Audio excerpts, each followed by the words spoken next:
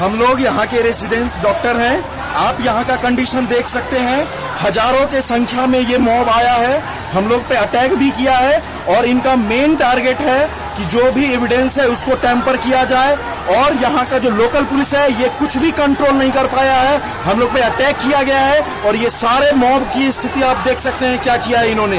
हम लोग RG Kar medical college के रेसिडेंस डॉक्टर हैं, इन लोगों ने हम लोग पे अटैक किया। अभी हम लोग छुप के दौड़ के सभी भागे हैं। आप स्थिति देख सकते हैं यहाँ पे, it is completely uncontrollable.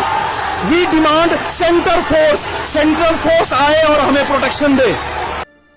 Kolkata में एक ट्रेनी डॉक्टर के साथ हुई दरिंदगी ने पूरे देश को झकझोर कर रख दिया है। हर कोई गुस्से में है और इंसाफ की मांग कर रहा है। लेकिन अब सवाल यह उठता है कि इस मामले में न्याय कब और कैसे मिलेगा।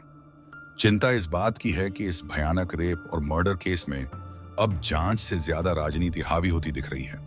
इसका ताजा उदाहरण 14 अगस्त की रात देखने को मिला, जब कोलकाता के आरजीकर हॉस्पिटल के सामने अचानक एक उग्र भीड़ इकट्ठा हो गई। देखते ही देखते इस भीड़ ने वहां शांतिपूर्ण ढंग से प्रदर्शन कर रहे डॉक्टरों पर हमला कर दिया और अस्पताल के अंदर घुसकर भी जमकर उत्पात मचाया। अब यह जानना जरूरी हो गया है कि इस भीड़ को भेजा किसने और उनके इस हिंसक कृत्य का उद्देश्य क्या था। यह केस दिन ब दिन उलझता जा रहा है, लेकिन सवाल वही है, वह कौन व्यक्ति है या कौन सा ताकतवर शख्स है जो इस केस को दबाना चाहता है। आधी रात को सैकड़ों उपद्रवी अचानक इकट्ठा होकर अस्पताल में तोड़फोड़ करते हैं, इसका मतलब कुछ बड़ा खेल चल रहा है। पिछली वीडियो में हमने इस बात का जिक्र किया था कि इस घटना में कई और लोग भी शामिल हो सकते हैं, चाहे वो बाहर के लोग हों या अस्पताल स्टाफ के ही। जब यह केस सीबीआई को सौंपा गया, उसी रात ये उपद्रवी अस्पताल में घुसे और तोड़फोड़ करने लगे। सवाल यह भी उठता है कि पुलिस और अस्पताल प्रशासन उस समय क्या कर रहे थे। क्या उन्हें रोकने की कोशिश नहीं की गई या फिर इसमें किसी रसूखदार व्यक्ति का हाथ है। यहाँ एक और महत्वपूर्ण पहलू है। कॉलेज के प्रिंसिपल सतीश घोष को लेकर भी कई बातें सामने आई हैं। जब उनसे इस घटना पर प्रतिक्रिया मांगी गई तो उन्होंने कोई जवाब नहीं दिया और बिना कोई प्रतिक्रिया दिए अपनी गाड़ी में बैठकर चले गए। लेकिन जब इसी कॉलेज के पूर्व डिप्टी सुपरिंटेंडेंट अख्तर अली से इस बारे में पूछा गया तो उन्होंने प्रिंसिपल सतीश घोष के बारे में कई चौंकाने वाले खुलासे किए। अख्तर अली ने बताया कि मौजूदा प्रिंसिपल का पॉलिटिकल कनेक्शन है, जिसकी वजह से वह अब तक सुरक्षित हैं। उन्होंने प्रिंसिपल पर कई गंभीर आरोप भी लगाए, जिनकी जानकारी अब उन्हीं की जुबानी सुनिए। वो बहुत ही करप्टेड आदमी है। आरजीकर में जो भी काम होता था सब जगह वो पैसा खाते थे। स्टूडेंट है, उन लोगों को बैठ करके शराब वगैरह पिलाते थे। स्टूडेंट लोगों से आंदोलन भी करवाते थे। माफिया राजा बोल सकते हैं। बाउंसर को लेके चलते थे। आपने सुना, अख्तर अली ने खुलासा किया है कि इस कॉलेज में पैसे लेकर सीट दी जाती है और विभाग चुने जाते हैं। इसके अलावा और भी कई गड़बड़ियां पैसे के आधार पर होती हैं। लेकिन इस वीडियो में हम पहले पुलिस के रवैये पर सवाल उठा चुके हैं, जिन्होंने ट्रेनी डॉक्टर की मौत को सामान्य घटना बताकर नजरअंदाज कर दिया था। पुलिस ने शुरुआत में ठीक से जांच नहीं की थी। बाद में पुलिस सक्रिय हुई और एक अपराधी को पकड़ा, लेकिन इस केस से जुड़े कई सवाल अब भी बरकरार हैं। यह पहली बार नहीं है जब कोलकाता पुलिस पर सवाल उठे हों। इससे पहले भी कोलकाता पुलिस की कार्यप्रणाली पर आरोप लग चुके हैं, खासकर इस आरजीकर मेडिकल कॉलेज से संबंधित मामलों में। ऐसा ही एक केस 2008 में भी सामने आया था। उस घटना के बारे में जानने के बाद आप भी सोचने पर मजबूर हो जाएंगे कि क्या वाकई इस तरह की भ्रष्ट और शर्मनाक गतिविधियां किसी अस्पताल के भीतर हो सकती हैं। 2008 में सौमित्र विश्वास नामक एक युवक इस मेडिकल कॉलेज में प्रैक्टिस करता था। वह कोलकाता का ही रहने वाला था। घटना से एक दिन पहले उसने अपनी मां से बात की थी और कहा था कि वह अगले दिन घर आएगा। लेकिन अगले दिन उसकी लाश हॉस्टल के कमरे में पंखे से लटकी हुई मिली। इस घटना की सूचना पुलिस को दी गई और वे तुरंत मौके पर पहुंचे।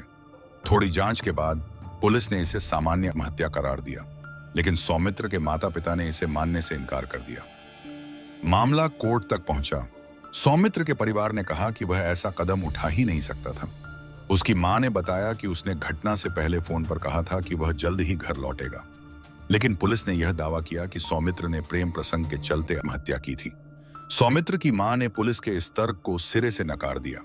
उनका कहना था कि यह एक सोची समझी साजिश के तहत की गई हत्या है। कोर्ट के आदेश पर मामले की फिर से जांच की गई। इस दौरान एक चौंकाने वाला सच सामने आया। पुलिस ने औरोमिता दास नामक एक छात्रा को गिरफ्तार किया जो उसी कॉलेज में पढ़ती थी। औरोमिता की गिरफ्तारी के बाद कॉलेज के अन्य छात्र भी विरोध में उतर आए। इस खुलासे के बाद कुछ और छात्र भी आगे आए और उन्होंने आर्जी कर मेडिकल कॉलेज की भयावह सच्चाई उजागर की। उस वक्त TNN की रिपोर्ट के अनुसार यह दावा किया गया था कि उन्होंने उस कॉलेज और हॉस्टल में जाकर जमीनी रिपोर्टिंग की थी। उन्होंने वहां कई चीजें खुद अपनी आंखों से देखी थी। आप चाहें तो इसे गूगल पर सर्च कर सकते हैं। TNN की रिपोर्ट में बताया गया है कि जब वे वहां पहुंचे और कुछ छात्रों से बातचीत की तो पता चला कि आरसी कर मेडिकल कॉलेज के भीतर महिलाओं का शोषण हो रहा था। वहां लड़कियों को पैसों के लिए बेचा जाता था और यहां तक कि पोर्नोग्राफी से जुड़े कार्य भी किए जाते थे, यानी ब्लू फिल्म्स बनाने का काम भी वहां होता था। अब सवाल उठता है कि इतने बड़े और प्रतिष्ठित हॉस्पिटल में यह सब कैसे हो सकता है। दरअसल इस पूरे रैकेट में कुछ छात्र, डॉक्टर और राजनीतिक नेता भी शामिल थे जो इस अवैध काम को संचालित कर रहे थे। जब सौमित्र विश्वास की दोस्त औरोमिता दास से पूछताछ की गई तो उसने भी इस रैकेट से जुड़े कई बड़े खुलासे किए। आगे इस वीडियो में हम आपको उन खुलासों के बारे में बताएंगे। जब जांच आगे बढ़ी तो छात्रों ने सड़कों पर आकर प्रदर्शन किया। उनका दावा था कि सौमित्र विश्वास ने इस रैकेट के खिलाफ आवाज उठाई थी और इसी कारण उसका कत्ल कर दिया गया। TNN के रिपोर्टरों ने भी जब हॉस्पिटल में स्थित कुछ अन्य चीजों की जांच की तो पता चला कि वीकेंड पर वहां सेक्स वर्कर्स को बुलाया जाता था। मेडिकल कॉलेज के हॉस्टल में एक विशेष रूम था जिसमें ट्राइपॉड, रिफ्लेक्टर्स और लाइटें मौजूद थीं। वीकेंड पर जब बाकी छात्र छुट्टियों पर अपने घर चले जाते थे तो कुछ छात्र वहां रुककर इस अवैध गतिविधि में शामिल हो जाते थे। कई बार तो ऐसा भी होता था कि अगर सेक्स वर्कर्स नहीं मिल पाती थीं तो मेडिकल कॉलेज से डेड बॉडीज लाई जाती थी। उन डेड बॉडीज का पोस्टमार्टम नहीं हुआ होता था और वे सुरक्षित हालत में होती थी। इसके बाद उन बॉडीज की न्यूड शूटिंग की जाती थी और वीडियो को एडिट कर, चेहरे बदलकर किसी और का चेहरा लगा दिया जाता था। कॉलेज के बच्चों ने जब इसके खिलाफ बोलने की कोशिश की तो उन्हें धमकाकर चुप करा दिया गया। इस वजह से वे दोबारा आवाज नहीं उठा सके। लेकिन सौमित्र विश्वास इसका शिकार हो गया क्योंकि उसकी दोस्त भी इस रैकेट का शिकार हो चुकी थी। जब उसकी दोस्त औरोमिता दास की तस्वीर मॉर्फ करके एक न्यूड बॉडी पर लगा दी गई और वीडियो प्रसारित कर दिया गया, तब सौमित्र ने इसके खिलाफ आवाज उठाई। इसके बाद 25 अगस्त को छात्रावास के कमरे में सौमित्र की लाश मिली और उसके मुंह में एक रुमाल ठूंसा हुआ था। परिवार का मानना है कि उसे कत्ल किया गया है। TNN की रिपोर्ट में यह भी बताया गया कि हॉस्टल के रूम नंबर 15 में जहां घटना घटी थी, रिपोर्टरों को अंदर जाने से रोकने की बहुत कोशिश की गई। कड़ी मशक्कत के बाद जब वे अंदर पहुंचे तो उन्होंने देखा कि वहां सच में ट्राइपॉड, रिफ्लेक्टर्स, लाइट्स और टेबल रखे हुए थे। इस रिपोर्ट से साबित होता है कि छात्रों की बातों में सच्चाई थी। उस कॉलेज और वहां स्थित हॉस्टल में कई अजीब घटनाएं होती थीं। इसी बीच एक डॉक्टर का नाम बहुत चर्चा में आया जो आर डॉक्टर जी कर मेडिकल कॉलेज में ही कार्यरत थे। उन्होंने सौमित्र विश्वास की मौत पर टिप्पणी की जिससे यह स्पष्ट हो गया कि उनकी मौत सामान्य नहीं थी बल्कि उसके पीछे कोई गहरी साजिश थी। जिस तरह से सौमित्र के केस में उसके मुंह में रुमाल ठूंसने की बात कही गई थी, उसी तरह से हाल ही में एक ट्रेनी डॉक्टर का सेमिनार हॉल में बेरहमी से कत्ल किया गया जिसमें भी एक रुमाल का जिक्र आया था। 2008 में सौमित्र विश्वास के केस में रुमाल की यह गुत्थी आज तक सुलझ नहीं पाई है। अब सोचिए यह कितना रहस्यमय और खौफनाक अस्पताल है जहां 2008 में भी ऐसी घटनाएं होती थीं। उस समय लाश को निकालकर पोर्नोग्राफी बनाई जाती थी और एडिटिंग करके लाश के चेहरे की जगह किसी जीवित लड़की की तस्वीर लगा दी जाती थी। यह दर्शाता है कि तब भी इस अस्पताल में कितने घृणित अपराध होते थे। अब लौटते हैं ट्रेनी डॉक्टर केस पर। जिस तरह पुलिस ने सौमित्र विश्वास की मौत को सामान्य मौत घोषित किया था, उसी तरह पहले इस केस में भी साबित करने की कोशिश की गई कि ट्रेनी डॉक्टर ने खुदकुशी की है। हालांकि मौके को देखकर कोई भी इसे आसानी से कत्ल का मामला समझ सकता था। इसके बावजूद पुलिस ने पहले इसे सामान्य मौत का केस दर्ज किया, जबकि पीड़ित डॉक्टर उसी अस्पताल में काम करती थी और उसकी लाश बुरी तरह घायल अवस्था में सेमिनार हॉल में पाई गई थी। ऐसे में खुदकुशी का केस दर्ज करने के पीछे क्या कारण हो सकता है? कोलकाता हाई कोर्ट ने भी इस पर सवाल उठाए हैं। CBI इस मामले की जांच करते हुए अब इसके पीछे की वजह को समझने की कोशिश कर रही है। एक महत्वपूर्ण सवाल यह भी है कि पीड़ित ट्रेनी डॉक्टर के 4 सहकर्मी डॉक्टरों की क्या भूमिका है, क्योंकि घटना से पहले उस रात पीड़ित डॉक्टर ने इन्हीं 4 सहकर्मियों के साथ डिनर किया था। डिनर के बाद बाकी सहकर्मी वहां से चले गए, लेकिन ट्रेनी डॉक्टर ने अकेले ही सेमिनार रूम में सोने का फैसला किया। उसके बाद ही यह घटना घटित हुई। इस संदर्भ में CBI यह भी जानने की कोशिश कर रही है कि पीड़ित डॉक्टर ने आखिरी बार अपने दोस्तों से क्या बातचीत की थी।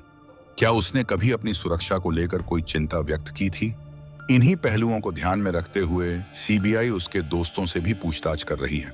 हालांकि अब तक सीबीआई को इस मामले में कोई ठोस सुराग नहीं मिला है। उनके सामने अभी भी कई सवाल अनसुलझे हैं। सीबीआई यह जानने की कोशिश कर रही है कि क्या वारदात के समय संजय के अलावा कोई और भी वहां मौजूद था या यह पूरी घटना पहले से रची गई साजिश का हिस्सा थी। इस जांच में सीबीआई कई दिशाओं में काम कर रही है।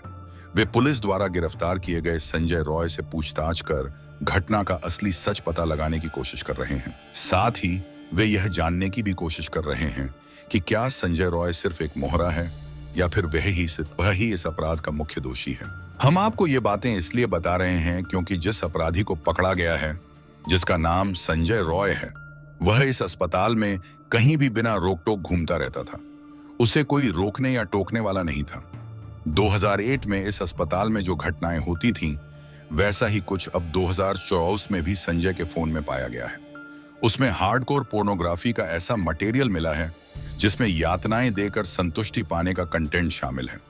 इस तरह के कई वीडियो उसके फोन में पाए गए हैं जो उसकी मानसिक स्थिति को दर्शाते हैं। जब वह इस तरह का घृणित कृत्य कर रहा था तो उसकी सोच कितनी विकृत होगी, इसका अंदाजा लगाया जा सकता है। हमने आपको पहले ही पूरी कहानी बताई थी और हमारा मकसद यही था कि आप जान सकें कि इस अस्पताल में यह पहली बार नहीं हुआ है।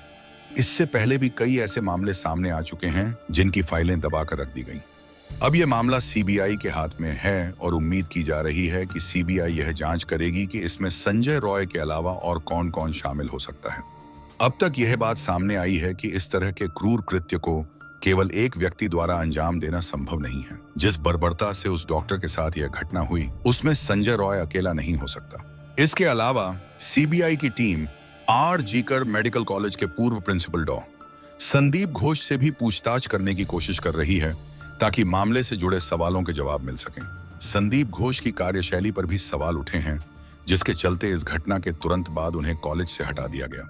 जब सीबीआई ने उनसे जांच के लिए कहा तो उन्होंने हाई कोर्ट में अर्जी दी कि उनकी जान को खतरा है। हाई कोर्ट ने कहा कि अगर उन्हें ऐसा लगता है तो उन्हें सुरक्षा प्रदान करके सीबीआई तक पहुंचाया जाएगा, और अगर वे इसके बाद भी नहीं आते तो सीबीआई उनके घर जाकर पूछताछ करेगी। शायद ये पहली बार है जब इस मामले में सीबीआई या किसी अन्य एजेंसी ने प्रिंसिपल संदीप घोष से पूछताछ की है।